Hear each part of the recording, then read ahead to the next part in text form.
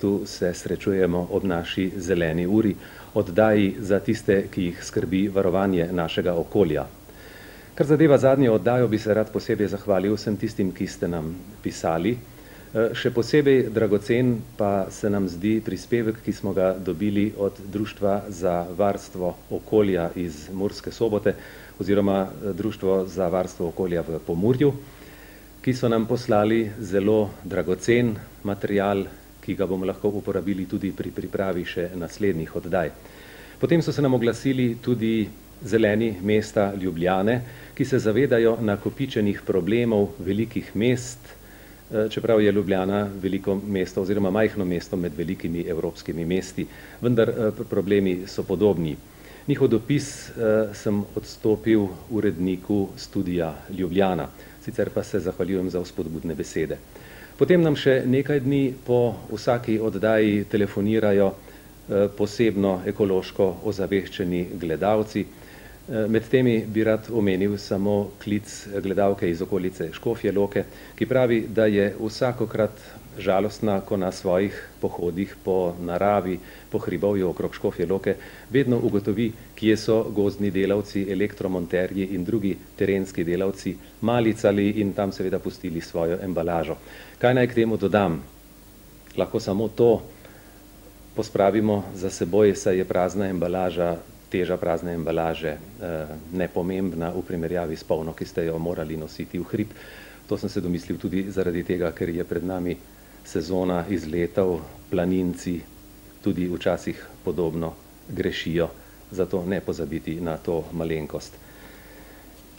No, potem bi vas rad opozoril še na nekaj. Pred 9. marca je bil v Delu objavljen poziv za uporabo ekološko prijaznejšega papirja. Podpisala sta ga dr. Dušan Plut, predsednik Zelenih Slovenije, in Božo Flajšman, sekretar predsedstva Zelenih.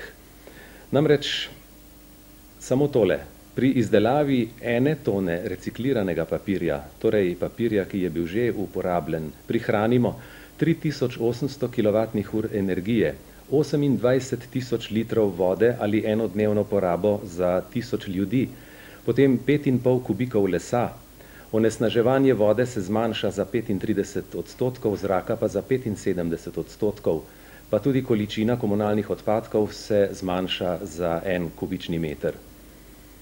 Po tem pozivu smo se malo pozanimali po knjigarnah, katere vrste in kje lahko dobimo ta reciklirani papir, vendar z rezultati naše ankete nismo bili zadovoljni, marsikje niso nič vedeli o tem recikliranem papirju. Zato smo se obrnili še na strokovno združenje celulozne in papirne industrije, od koder smo pa dobili dokaj izčrpen odgovor in se jim zato tudi zahvaljujemo, kjer nas informirajo in s tem tudi vas, gledalce, da je to proizvodni program Natura, tovarne Paloma, to so toaletni papiri, brisače, serviete in podobno, potem program sive lepenke, komercialna embalaža, potiskana in nepotiskana, torej tega seveda ni v knjigarnah, potem pa ekološki papir teže od 60 do 80 gramov, uporaben kot šolski papir za pisemske kuverte, zvezke, brošure, notese in podobno. Skupaj približno 100.000 ton papirja na leto, obljubljajo pa, da bo že v letošnjem letu z rekonstrukcijami in novimi investicijami v papirniške stroje ta količina podvojena. Torej, kdor tega ni prebral, smo želeli opozoriti tudi v naši oddaji. Sicer pa je tema današnje zelene ure predvsem problem onesnaževanja tal oziroma plodne zemlje. Tu se zastavljajo vedno bolj resna vprašanja o tem, ali si resnično zastrupljamo oziroma kvarimo našo plodno zemljo ali ne. Zato dovolite, da vam predstavim naš strokovni avditorij. V naši sredini dobesedno je docentka dr. Vida Hudnik z Kemijskega inštituta Boris Kidrič v Ljubljani, potem profesor dr. Franc Lobnik, predstojnik agronomije na Biotehniški fakulteti, akademik profesor dr. Jože Maček, prav tako z Biotehniške fakultete agronomija, in pa Davor Bauman, direktor tehničnega sektorja v tovarni Pinus iz Rač pri Mariboru. Čez kakšnih 20 minut ali morda nekaj manj bodo naši gostje že na voljo za odgovore na vaše vprašanja, spoštovani gledalci. Spomnim nas vas samo še na telefonski številki, to sta 061 210 461 in 210 661. In zdaj k naši temi. Že pokojni profesor dr. Albin Stritar je nekje zapisal, da so tla izreden naravni filter. Če pa pogledamo v bolj uradno formulacijo, to je v uredbo o ugotavljanju onesnaženosti kmetijskih zemljišč in gozda, pa v 2. členu piše takole. Po tej uredbi so tla onesnažena takrat, kadar vsebujejo toliko škodljivih snovi, da se zmanjša njihova samoočiščevalna sposobnost, poslabšajo fizikalne, kemične ali biotične lastnosti, zavirata ali preprečujeta rast in razvoj rastlin, onesnažuje podtalnica oziroma rastline ali je zaradi škodljivih snovi kako drugače okrnjena trajna rodovitnost tal. Torej, problem je tu. Profesor dr. Lobnik, kako pa bi vi nam na kratko lahko za uvod, torej da problem še bolj natančno definiramo, lahko pojasnili, kako tla raziskujete in kako interpretirate podatke? Ta tla so zelo komplicirano telo, sestavljeno iz trdnih delcev zraka in vode, nastanejo pa s preperevanjem litosfere, kar pomeni, da so v njih pravzaprav vsi elementi, ki jih najdemo na površju zemeljske oble, tudi težke kovine v naravi. So križišče živega in mrtvega sveta, kar pomeni, vsi organski ostanki pravzaprav končujejo v tleh, kjer jih razgradijo mikroorganizmi do mineralnih komponent in to pomeni pravzaprav kroženje snovi v naravi. Vsaka dežela želi čim bolje poznati ta svoj naravni resurs, kajti zaradi tal in dobre zemlje je bilo veliko bitk v zgodovini, kajti to pomeni preživetje človeka. No in raziskovanje tal je seveda kompleksen pristop, ki se upravlja na terenu, kjer se raziskuje in ugotavlja vrsta tal, ki se med seboj razlikujejo na določene parametre, ki na eni strani govorijo o razvoju tal, na drugi strani pa tudi o njihovi rodovitnosti in potencialni sposobnosti za rabo. Kot veste, je primerno najboljša tla uporabljati za rast in razvoj rastlin, slabša tla pa za urbanizem in infrastrukturo, čeprav se pri nas dogaja velikokrat tudi obratno. No, raziskave na terenu dopolnjujemo tudi z raziskavami v laboratoriju, saj se ne da vse raziskati na terenu, saj nekatere meritve, predvsem elemente, pa tudi nekatere organske substance opravljamo z zelo kompliciranimi instrumenti in tega ni moč opraviti na terenu. Tudi, če govorimo o rodovitnosti tal, je potrebno ta potencial ugotoviti z nekaterimi poskusi. Ti poskusi z dodajanjem hranil tako na polju, v rastlinjakih ali pa celo v hidroponskih kulturah nam dajo neke kriterije, kako daleč lahko segamo z dodatki v tla. No, v zadnjem času, predvsem blizu industrijskih naselij, se dogaja, da je takšno onesnaževanje seveda prekomerno, pa tudi v kmetijskih tehnologijah se dogaja, da pretiravamo z nekaterimi snovmi. No, tukaj na monitorju vidite nastanek pedološke karte ene sekcije Slovenije in računamo, da bomo med tistimi deželami kmalu, ki bo v 5 letih imela računalniško obdelano površino Slovenije z pedološkimi kartami, kar bo dobra osnova bodočega geografskega informacijskega sistema v Sloveniji, saj so tla eden zelo pomembnih layerjev za planiranje tako za kmetijsko proizvodnjo, kakor tudi nekmetijsko proizvodnjo. Posnetke te raziskave oziroma tega dela na terenu smo napravili v Celjski kotlini, če se prav spominjam. Torej, pred kratkim, nekaj dni nazaj ste pa imeli v Celju prav predstavitev te vaše raziskave. Čisto na kratko, kaj so pa osnovne ugotovitve?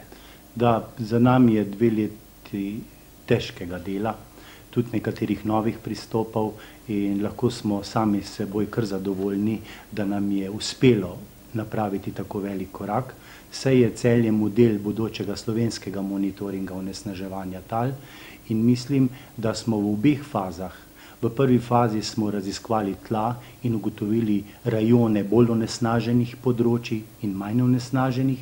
V drugi fazi, ker smo celo testirali rastline, pa smo napravili tudi izbor tistih rastlin, ki jih do sanacijskih ukrepov ne bi kazalo pridelovati. Kljub vsemu pa smo ugotovili, da veliko rastlin, ki rastejo v Celju, ne sprejemajo tako velikih količin hranil. No, pred nami je tak hidroponski poskus z različnim dodajanjem tistih snovi, za katere mislimo, da so najbolj kritične. Namreč v hidroponskih poskusih lažje simuliramo vsebnosti posameznih elementov, kajti v tleh, kot smo dejali, najdemo prav vse, kar je na zemeljski obli, v taki hidroponski raztopini pa mi pragove toksičnosti lahko ugotavljamo. Podobno je z lončnimi poskusi, ker lahko celotno dinamiko gibanja hranil opazujemo in s tem pripravimo normative, koliko kakšnega hranila je dovoljeno v tehnologiji ali kemičnih sredstev bodisi za zaščito rastlin.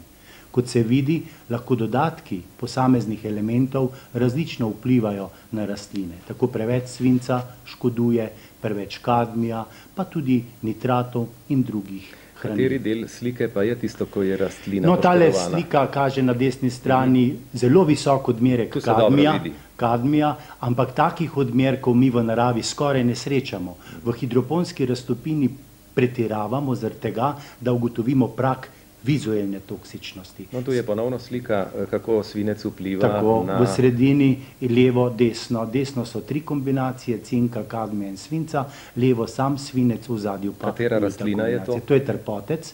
To je naša testna rastlina, ki smo jo v Celju izbrali in nam je pravzaprav pokazala veliko.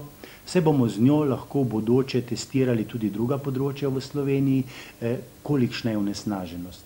To bom zelo pocenilo sam pristop, kajti zdaj smo raziskovali tla in nato rastline, zdaj bomo pa najprej rastline. Tu pa je že poškodovan paradižnik? Da, tudi to je hidroponska raztopina, torej prevelika količina svinca, ker se na spodnjem delu paradižnika pojavi črna temna nekroza, kar je tipičen znak za preveliko količino tega elementa.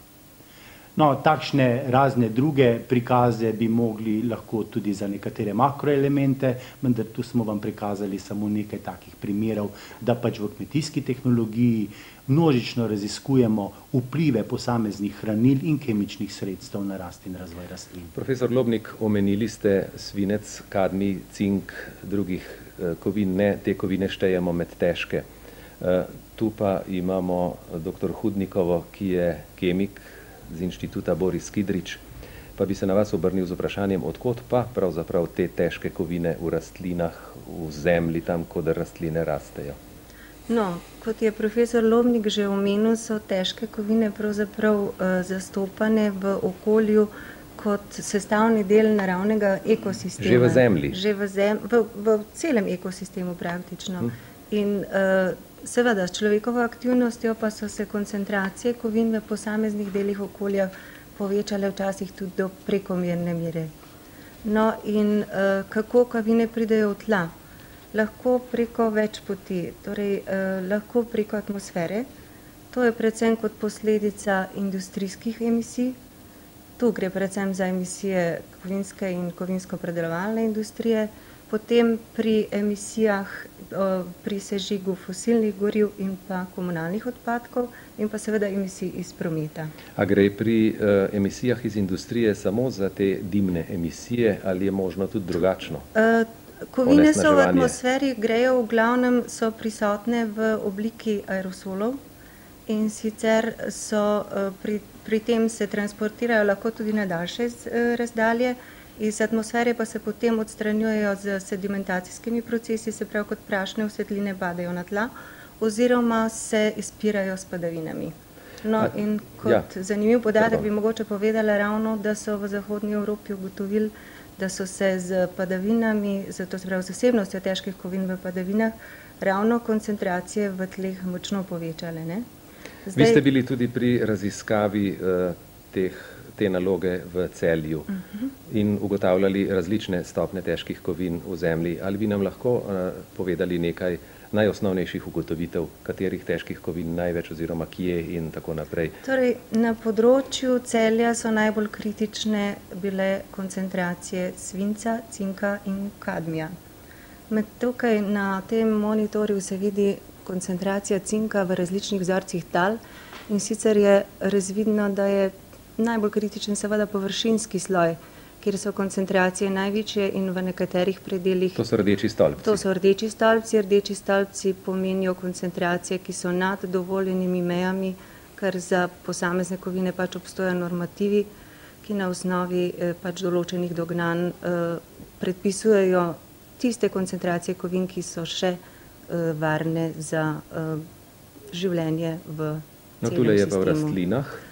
Seveda je pa v rastlinah, ponavadi je korelacija med koncentracijo kovin v tleh in v rastlinah ni linearna. To je pač odvisno od različnih faktorjev, tako od lastnosti tal kot od vrste rastline. In tukaj so ravno prikazane koncentracije kadmija v različnih vrstah tal, ki so onesnažene s kadmijem z različno množino kadmija.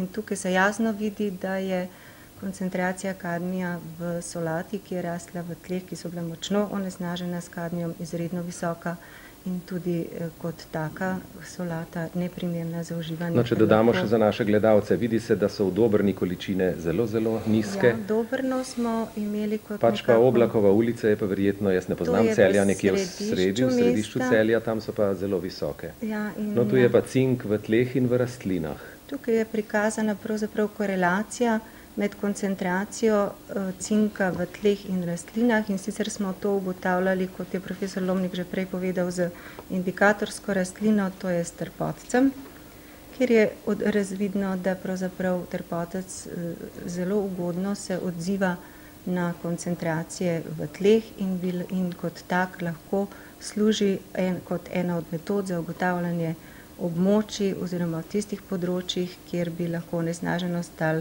škodljivo vplivala na rast in razvoj rastlin in seveda preko prehrambene verige, kasneje tudi na živali in človeka. No, to je tak primer karte občine Celje, ki nam je služila kot nek model za bodoči monitoring onesnaženosti tal v Sloveniji in grafično in barvno so prikazana področja. Vzeli smo semaforsko označitev, to se pravi rdeča barva pomeni področja, kjer so koncentracije povišane in z reliefno predstavitvijo so prikazane tudi posamezne vsebnosti v posameznih vzorcih tal. To z tem sistematičnim pristopom pravzaprav lahko mi ločimo onesnažena področja od neonesnaženih in tako smo na mreži 2x2 kilometra vzorčili vzorce tal in v njih pač določali te kovine in s tem ugotavljali bolj ali manj onesnažena področja. Torej, problem smo določili, ali lahko čisto na kratko odgovorimo, profesor Lobnik, kako se pa da taka tla sploh še rešiti oziroma sanirati? To je bilo tudi največ vprašanj v Celju, ko smo projekt predstavili. Ampak kot je onesnaževanje trajalo desetletja, tudi sanacija ni možna preko noči. Mi smo v poskusih, v tistih hidroponskih, kjer ste jih prej videli, in v lončnih poskusih testirali nekaj substratov, ki bi lahko zmanjšali sprejem težkih kovin v rastline. Tako je to vermikolit, mogoče sintetični agrogel, pa tudi nekateri ukrepi, kot je apnenje, spiranje. No, ugotovili smo, da najboljši sistem je zgornji del tal na vrtu odstraniti in pripeljati nova tla. Toda to ni mogoče na večjih površinah. Na večjih površinah menimo, da bomo v tretji fazi skušali sanirati z vermikolitom in pa tam, kjer so tla kisleša, z apnenjem. Ta dva ukrepa mislim, da bosta glavna na večjih površinah. Drugače se pa nekako potegujemo, da bi se v Celju začeli tisti, ki imajo pač radi biološko kmetijstvo, za pripravo oziroma bogatenjem slabših tal spreminjati v boljša in ta tla dati ljudem, ki bi želeli takšne vrtove obnoviti. Seveda pristopov drugih kemičnih je še veliko, vendar so izjemno dragi. Pa še nekaj, eden od možnih načinov je, kot ste videli, da vse rastline ne reagirajo enako, izbor tistih rastlin, ki sprejemajo manjše količine teh težkih kovin. To je pa pravzaprav moč takoj. To so solatnice, to so korenovke, ki sprejemajo več, medtem ko paradižnik, fižol, koruza, pšenica pa veliko manj. No, do sedaj smo ves čas govorili samo o tem nebiotehničnem onesnaževanju. Osnovni namen je pa pravzaprav bil, da se danes pogovorimo o tem biotehničnem onesnaževanju, torej, če to onesnaževanje sploh je, skratka uporaba kemije v kmetijstvu.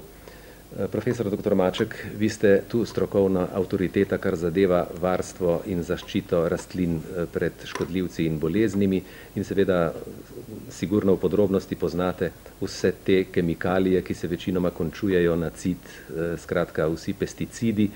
To pa je že tisto, kar nekateri ljudje zelo neradi slišijo. Kaj bi vi povedali o nujnosti uporabe teh sredstev v kmetijstvu? Ali brez tega gre ali ne gre, če zelo preprosto zaključim? Torej, pri razmerju med ljudmi in rastlinami smo v zadnjih desetletjih v velikem nesporazumu.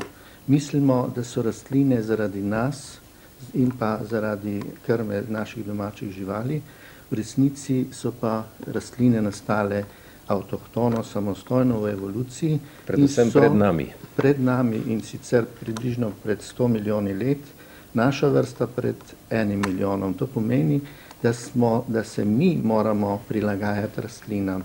Rastline so v svojem dolgem razvoju torej bile podvržene vsem mogočim boleznim in škodljivcem, tako kot vsako živo bitje, in so zato morale razviti ustrezne substance v sebi, seveda tiste, ki so pač preživele.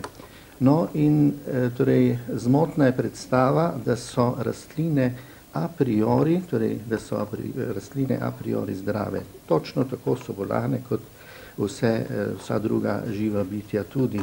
No in v zadnjih desetletjih, oziroma že v prejšnjem stoletju se je začelo, z razvojem kemije se je pokazala možnost, da branimo te rastline pred njihovimi boleznimi in škodljivci in je iz tega nastala cela znanost, fitofarmacija z najrazličnimi cidi, kot ste jih imenovali.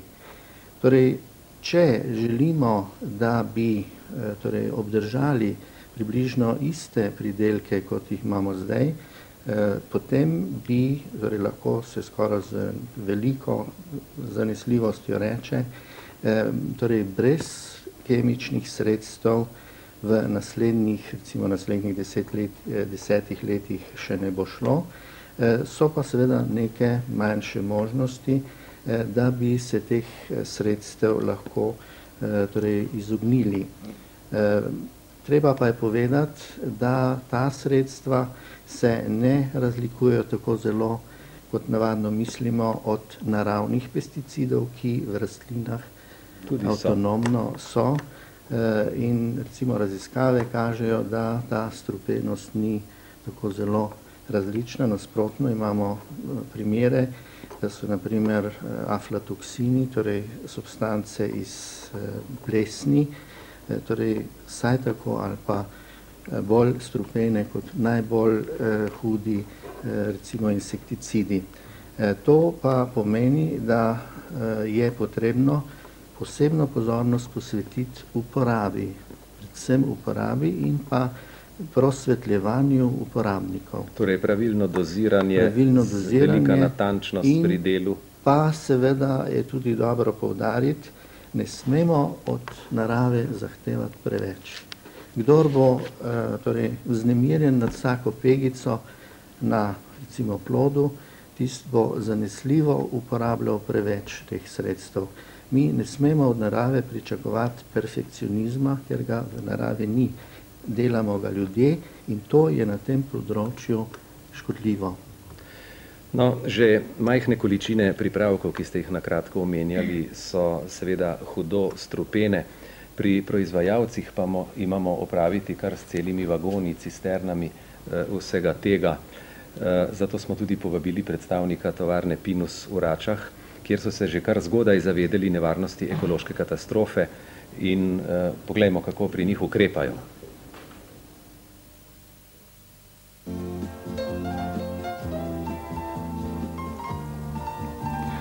Od 737 kemičnih preparatov za uporabo v kmetijstvu, kolikor jih je uradno registriranih v Jugoslaviji, jih v tovarni Pinus v Račah pri Mariboru proizvajajo več kot 100. Vsi ti pripravki učinkujejo biocidno, zato njihova nenadzorovana uporaba ali neodgovorno odmetavanje ostankov lahko zelo škodljivo vpliva na okolje.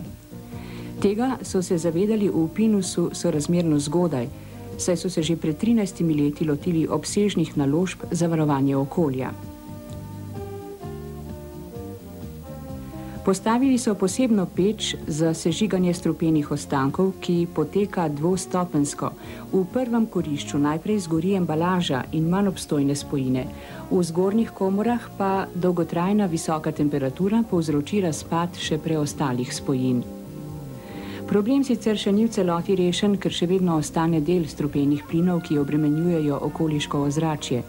V Pinusu imajo sicer pripravljene projekte naprav za pranje teh plinov, vendar je investicijski zalogaj tako velik, da morajo čakati na mednarodni kredit v znesku 1,5 milijona nemških mark. Razen sežigalne peči imajo še kemijsko čistilno napravo, ki deluje na principu nevtralizacije, flokulacije, sedimentacije in adsorpcije na aktivnem oglju. Potem lastno biološko čistilno napravo, posebno skladišče organskih topil, posebej locirano pretakališče nevarnih snovi, nov hidrantski sistem in stabilne gasilne naprave na srednje težko peno. Skratka, v Pinusu zagotavljajo, da jim do 100% ekološke neoporečnosti manjka le še pranje dimnih izpustov na sežigalni napravi. Posebne pozornosti pa je vredna tudi njihova skrb za številne male uporabnike, od kmetov do ljubiteljskih vrtičkarjev. Vsem tem in tudi velikim uporabnikom namreč poskušajo omogočiti vračanje ostankov preparatov, škropilnih brosk in pripravkov, ki jim je potekel rok uporabe, saj žal vse to še prepogosto konča v jarkih in gramoznicah. Ta hvalevredna akcija bi seveda morala zajeti ves slovenski prostor, to pa presega zmožnosti enega samega proizvajalca. Pinusovi pobudi so pritegnili v tovarni Dušika Ruše in v celjski cinkarni ter veliki trgovski grosisti. Ustanovili so specializirano delniško podjetje Ekolektor, ki naj bi po najboljši možni tehnologiji reševalo to problematiko, vendar na žalost operativno še ni zaživelo. Zavore pa so spet pri denarju, saj že samo nabava 200 zbiralnih zabojnikov ni majhen strošek. Kandidiranje za delež ekološkega dinarja pri tej zamisli je vsekakor upravičeno.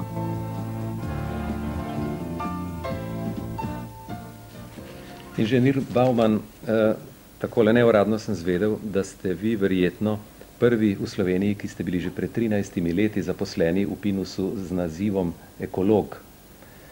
Danes ste direktor tehničnega sektorja, ali zdaj ekologa nimate več ali ste vse v eni osebi?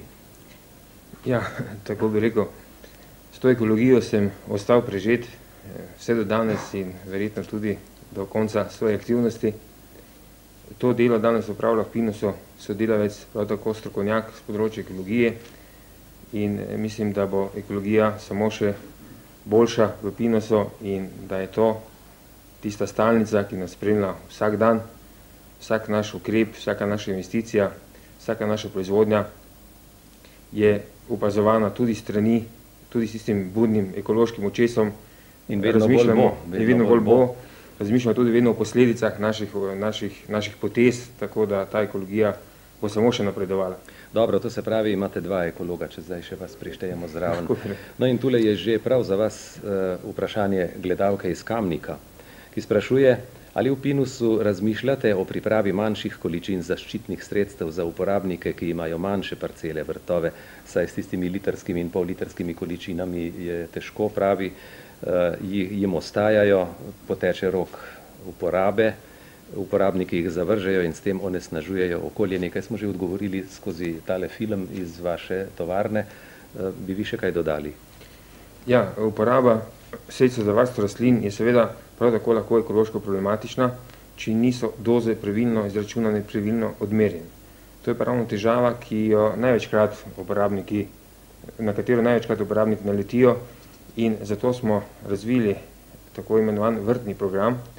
V tem programu vsa zaščitna sredstva pakiramo v količinah, ki so potrebne za 10 litrov vode.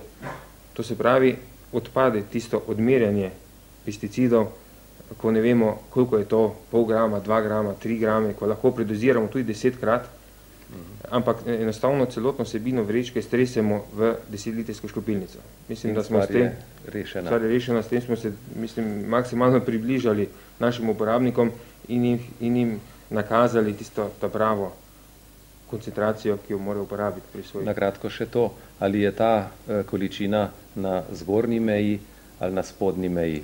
To so tiste količine, ki so dokazane neproblematične, to se pravi, ki ne predstavljajo določenih posledic ali pa škodljivih učinkov. To so tiste srednje količine, prej bi rekel minimalne kot maksimalne, tako da jih brez težav seveda lahko uporabimo.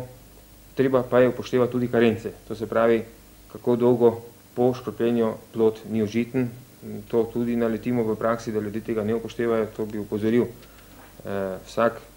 No, samo to imate v navodilih napisano, treba je prebrati. Navodila sploh je treba prebrati, ne škropiti po občutku.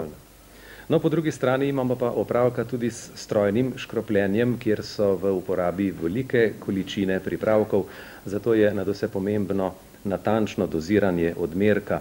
Tu pa že prihaja na pomoč tudi računalnik v sodobni tehniki.